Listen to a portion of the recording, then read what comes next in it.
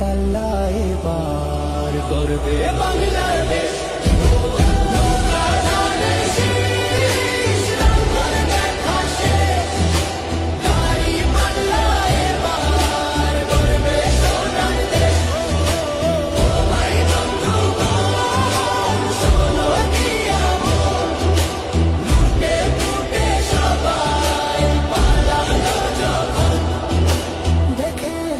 তো সব দল বাকি আছে কারা, সত্য ন্যায়ের কথা